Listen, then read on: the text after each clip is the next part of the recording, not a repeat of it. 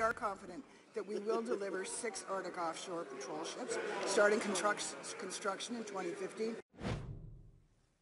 Public Works Minister Diane Finley defended the government's multi-billion-dollar shipbuilding strategy today. That's after a new report from the Parliamentary Budget Officer says at least part of that program is unaffordable.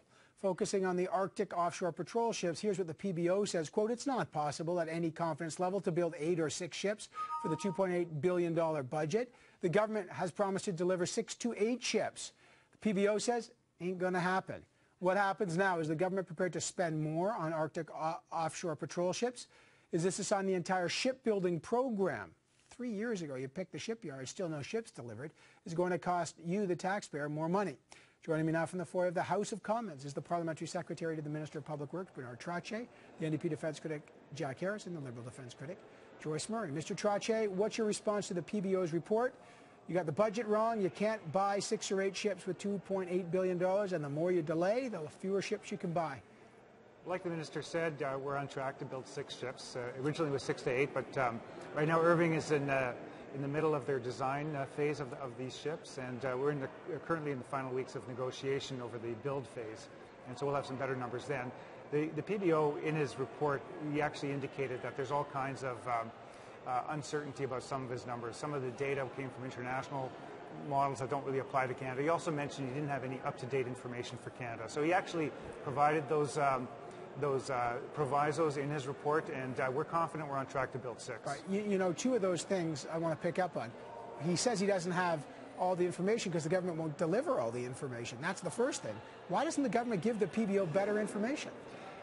So D&D was requested to provide this information, and they had to get some legal clearance to provide him with that information. So once they get that clearance, they can provide him if he needs an update in the future. But at the time, they did not have the clearance to provide him with that information. They didn't have because there's not a great history here. The PBO sued the government to get information about the government cuts. Now the PBO says they can't get information about the ships. Finally, the ships, the government maintains you'll get 6 ships for $2.8 billion. But you've clearly started to cut out some bells and whistles. They were supposed to be for heavy ice. Now they're for 1-year ice. They were supposed to have certain armaments. Now you're downgrading. Are you downgrading the capabilities of the ships in order to maintain the number 6? This was always part of the iterative design process. There's some better information that comes about through the design phase. Then discussions happen with the department. And this is a unique ship. There's no Navy in the world has ships like these, or no Coast Guard in the world has ships like these at all. So we're looking at multiple capabilities that are really specific to Canada's needs, Arctic, with some defense capabilities built in. So it's really hard to find. Just to be fair, I get that, but is that, I know you're changing the iterative capabilities. Is that fancy words for, we wanted them to go through all ice, but now it's going to go through thinner ice. We wanted them to have all the armaments. Now we can't afford them all. I mean, it's quite clear that the longer you delay, the less, you got dollar cost value that goes down. I mean, it's quite clear you can't get everything you want. Is that fair to say? Well, this wasn't a sequential process in the sense of come up with a complete design and then we'll do a complete build. There's some design, some discussions, revise the design. That was always the philosophy going into this whole program with all the ships, because these are unique Canadian ships. Okay, Jack Harris, what do you make of it? Is this just about procurement's tough? The PBO's numbers are incomplete. The government says they're going to deliver 6 ships. That's what they're going to deliver. What do you say? Well, they say that, but in 2007, this goes back to then, we're going to build 6 to 8 ships, and they allocated money for it. And now the PBO says that the money is not sufficient to do the job. They're saying we're going to build them anyway. Well, they can't really decide how to cost these because they're uniquely Canadian ships. Well, if they're so unique that you can't compare them with anything internationally, well, we're going to get ships that are smaller, can't do anything. Or if they're going to have ships that do what they say they want them for, the costs are reasonable as determined by the PBO.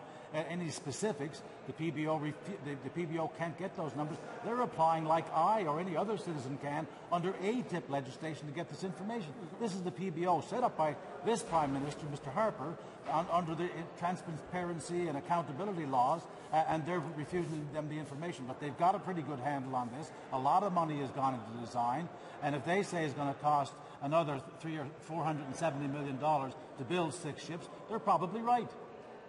Joyce Murray. Well, Evan, what I would say is that the PBO is just confirming what we've been experiencing for years, which is a complete, outright failure to deliver on military procurement by this government. 9 years. And I would like to point out that the Prime Minister promised 3 full icebreakers in the 2006 election. So the iterative process has been going from full icebreakers to ice-capable, as you said, sort of partial icebreakers, and from 6 to 8 to now 4 and maybe 3. So this government's credibility is completely shot, and military procurement from A to Z has been botched. And I'd like to ask my Conservative colleague, why? All right, Mr. Trottier, you talk about the process changing. What we learned from the F-35 is the process goes like this. You have a statement of requirements, what you need. Someone fulfills that, then they're supposed to build it. Are you saying that the statement of requirements has not yet been met, and that's why what you are calling the iterative process is essentially the ships keep changing because we don't know what the requirements are? Have the statement of requirements been met, or are you changing them?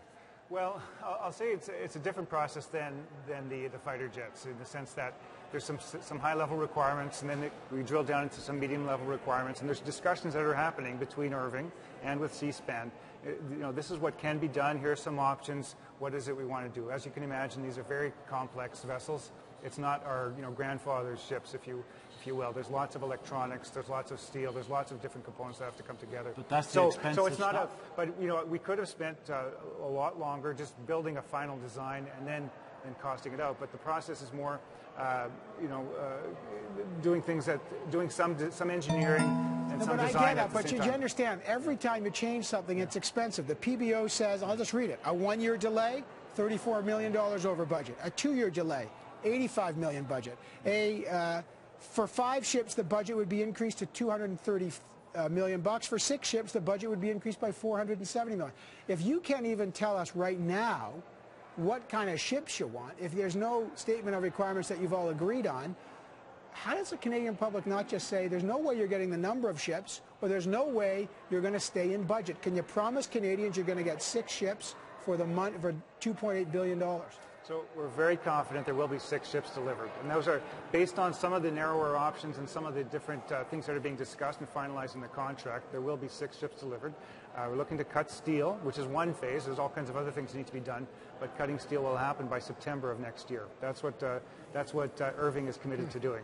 Okay, last comment real quick, Mr. Harris and Ms. Murray. They say they're cutting steel, they're on their way, and they're going to deliver. Well, this is what used to be called whistling past the graveyard. The next 12 months is going to be an election. They can make that promise now. They can say that the facts belie it. And we've seen what happened to the joint supply ships. They canceled them in 2008 because... Did you say they were lying? There wasn't, I said they're whistling past the graveyard, and they can say that now because they don't have to deliver in the next 12 months. There's not going to be 6 ships delivered if the PBO is right. I think they are. We saw what happened to the joint supply ships. They were to be started in 2008. They would have been in the water now. Instead of having 3, there's only a plan for 2. The PBO said that as well. So this is another story of this government's inability to deliver on military procurement. There used to be a joke about military intelligence being an oxymoron. Military procurement for this government seems to be in the same category. I got a couple seconds here, Joyce. Yeah, well, it's been almost 10 years, and it has just been a complete failure to deliver. I want to point out that the Nisavik refueling station was budgeted in this budget for AOPS at $100 million for year-round refueling. They've downgraded it to as-needed refueling, and it's gone 50% over budget. So this government can't manage their way out of a paper bag, I'm afraid. All right, well, we're going to find out about these ships. PBO reports coming. If there's new information, we'll revisit this topic as we always do. Bernard Trottier, Jack Harris, Joyce Murray, all 3 of you, always good to have you on the program. Thank you. Thanks, Evan.